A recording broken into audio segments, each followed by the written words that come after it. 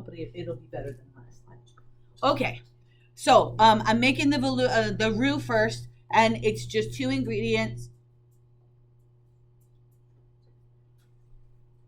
You need to move yourself. Move yourself away from them if you can't be quiet. You weren't making no noise, but you were moving towards them and talking down. Miss Celeste is watching. That's all I have to say. That depends on your points for today. All right, so the roux. So it's 2 ingredients. It's butter and it's flour. Simple, you have the recipe, right? All right, it says melt the butter in a saucepan on low heat. Add the flour and whisk to incorporate. Keep stirring to cook flour rawness out. So the taste of flour, the right potential salmonella it might have on it, we want to cook that out for about 1 to 2 minutes. The cook time will depend on the consistency, what you're looking for. What kind of color are we looking for? So if we're using it for chicken or fish, we would want more of a whiter sauce, right? If we were making, let's say the chicken, I bought a roasted chicken. So we're gonna have a little bit of darker sauce because what I did was I pulled all the meat off of the chicken and then I used all the bones and I boiled it in some water to make another broth, right? So, and then the darker ones are for more like jambalaya, southern dishes that have a dark color gravy. So if we were making steak, we would want a darker color gravy, right? If we were making pork chop, we might want a medium color, when they think they're calling that blonde. So what we ended up making this morning was a blonde one, so I'm gonna show you how to make the blonde. We're gonna go from white first, I'll point that out, and then we're gonna go down. Then I'm gonna show you, I made the chicken stock from the chicken bones and the skin. And I just put it in here and I infused it with some rosemary and some thyme. And then I reduced the liquid to intensify the flavor. Most roasted chickens that you buy, the seasonings are salt, pepper, garlic, rosemary, thyme, that kind of, so, or lemon, right? So they have all kinds of things. Again, we're upping this plain sauce by using the elevated chicken stock. So I actually, what I'm gonna do is I'm just gonna take it and, so again, this is just the chicken that I made. If you wanna make roasted chicken at home, it's probably cheaper than buying it in the store. Well, it's definitely cheaper than buying it in the store. So I'm straining all the bones out.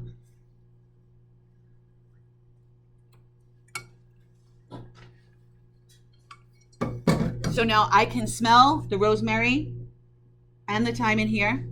And then it calls for, at the end of making the roux for the veloute sauce, it calls for 2 cups of stock. So I already have 1. And then I'm just gonna add 1 more. Yes? Can I use the bathroom? Can you what? Can I use the bathroom? Yes, go.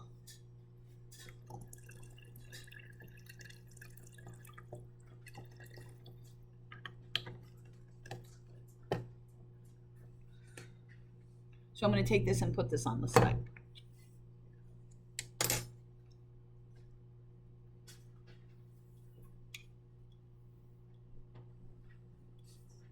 He never asks. So can we just make sure that he's okay? Okay. So I got my heat on. It says low heat. I'm going to turn it down. Well, I'm going to put it up a little bit. I'm going to warm up my pan because it took a little bit to melt this butter, even though it's been out since this morning.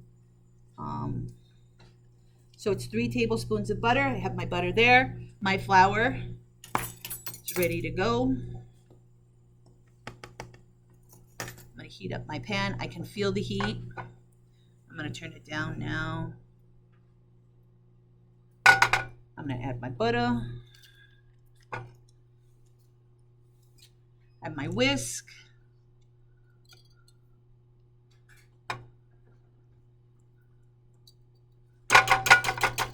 It takes some time, so we're gonna wait. I have my rubber spatula too. I like to use a rubber spatula, bless you. Just so that I can get all of the flour that gets on the sides, because remember the whole pan heats. So even though the main cooking area is the bottom, the sides still get hot, right? We saw that yesterday in my scrambled eggs, right? All right.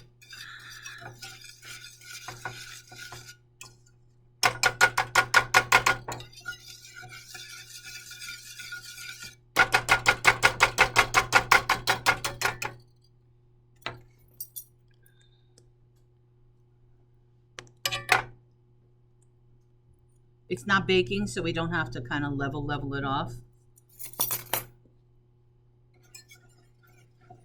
I'm going to start incorporating it. And I'm going to move it just a hair closer. All right, so I'm going to start mixing it around.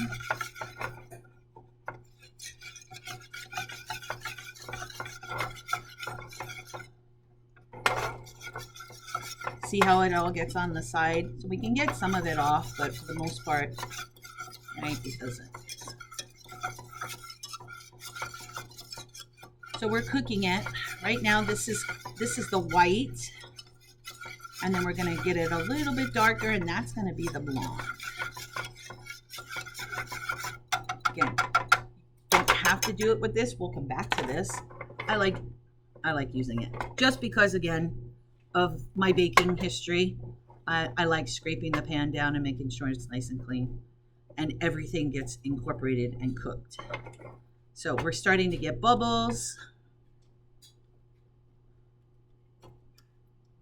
You can see it happening. It's starting to fizz. And that's just the flour. This is going to cook for about a minute. So we're going to just keep stirring it for about a minute. Don't walk away. Don't leave it. Anything in one spot too long will definitely burn.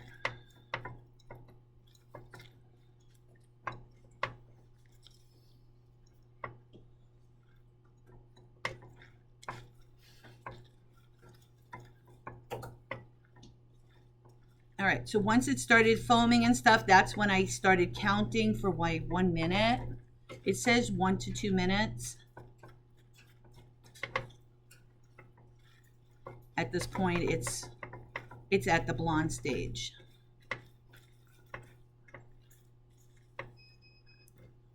I'm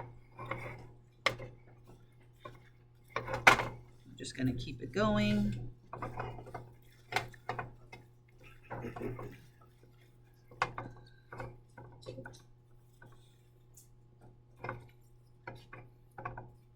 It's just a little bit more work than some of the other ones.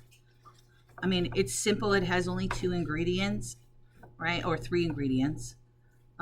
Again, this is the roux, so there's only 2, but when we change it into the velouté. So let's say you were making, I don't know, like a lemon sauce, and you wanted it a little thick. You would make the roux, or you can do the cornstarch slurry, which we'll go over next week. So again, it's going. Keep it moving.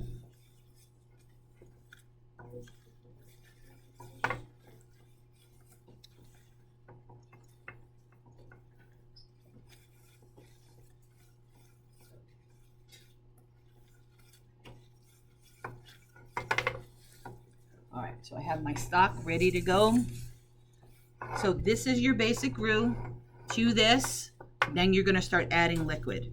If we want to do a lemon sauce, we'd add our cups of lemon to this. If we wanted to elevate it a little bit more, we would add some white wine to it, right? And then we can add some chicken stock, some fish stock, depending on how we're gonna use it.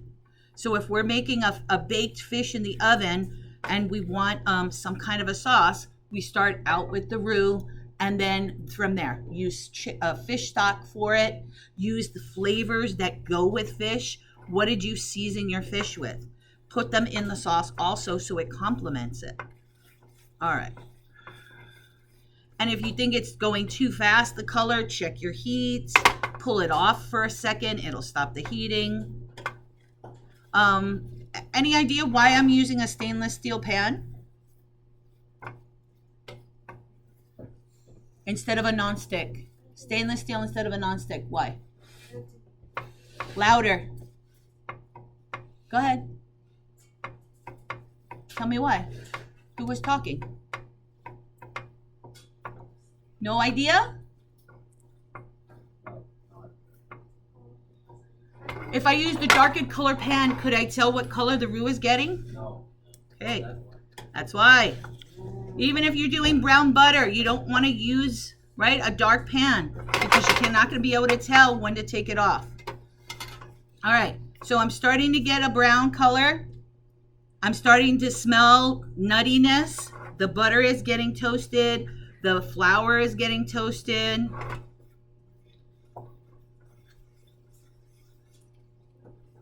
Again, I'm still on low heat. I'm going to add now. This is your roux. Take it off, right? Decide what flavors, what liquids you're going to put in it to make your sauce. We're going to make chicken stock. We're going to make chicken gravy. So I have the chicken stock in here. I'm going to add it a quarter cup, half a cup at a time. Let's look at that recipe. 3 tablespoons of butter, 3 tablespoons of flour, 2 cups of chicken stock, salt and pepper to taste. So I'm already smelling, right, the rosemary and the thyme. So half a cup at a time. This is where I want to switch. Again, I'm still on low heat, but do you see what it's doing? I'm going to add a little bit more stock as soon as it all gets absorbed. It's slowly absorbing into the flour. If I put it all in here, it would take a while and I would definitely have lumps. So I'm just doing a little bit at a time. I'm whisking out the lumps, giving it time to slowly incorporate into it. No, get sucked up by the flour. That's what we want. That's the word. Here's a little bit more. At this time, you be careful when you're whisking because, right, it could definitely get on you, burn you, fly out of the pan. It's a nice blonde color.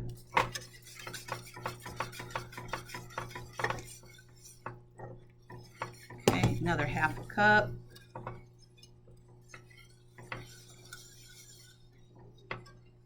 I'm still at low heat.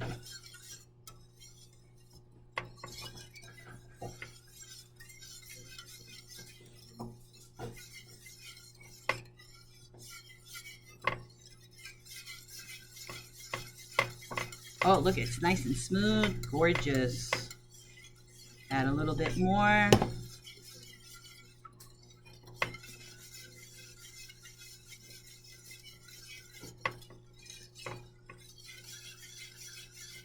Let it get absorbed, let it cook out, right? When it starts to get thick again, we're gonna add some more.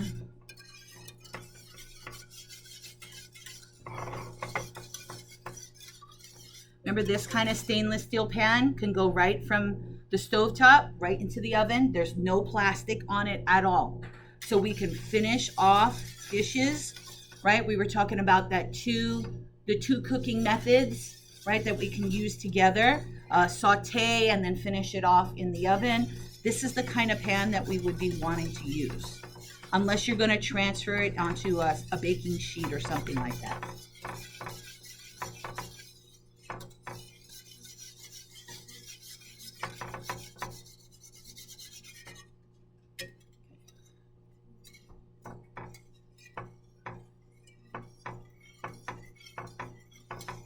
While I'm waiting for this to come back up, I have my chicken already pulled off from my rotisserie chicken. It's a lot cheaper to buy a chicken and roast it yourself, right? But we're gonna do chicken next week, so I figured I'll buy this for now.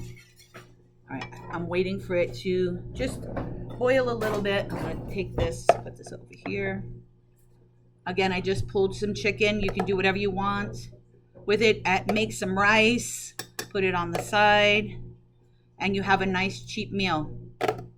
This is a second half of the chicken. I used chicken this morning for the other class, half of it. So look, I could probably, if you add some starch to it, pasta, rice, we could feed 4 people, easy. So we got some boiling happening. It's thickening up. Now at this point, if this is the thickness you want, then let's stop here. And then we will continue to add. We have some left, but we can always come back to that and add it if it's getting too thick. We can always add water too if it gets too thick. At this point, I'm gonna taste it. I'm gonna taste it and then I'm gonna season it.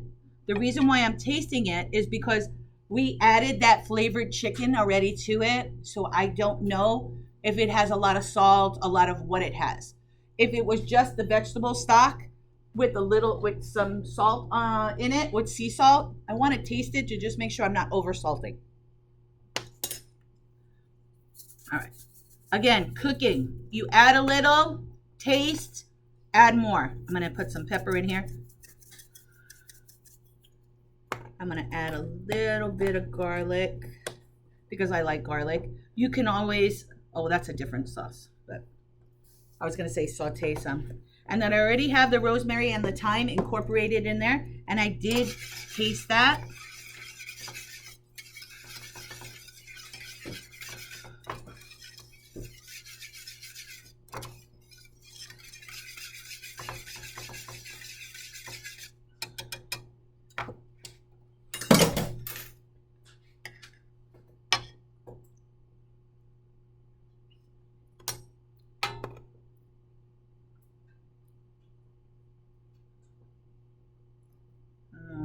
I think the salt is okay. I'm gonna add a little bit more garlic. I like garlic, so. Again, this is just the base, right? This velouté. We can do so much more with this. We can saute some vegetables, put it in it. This is not the star. Your main protein is the star of the show. This is just so it's not too dry. Sauce complements, right? Your protein. It complements it. If you just add spaghetti or fettuccine without the Alfredo sauce, what is it going to taste like? Nothing, right? So it's complementing the food. That's all we want it to do. We're not looking for big flavor.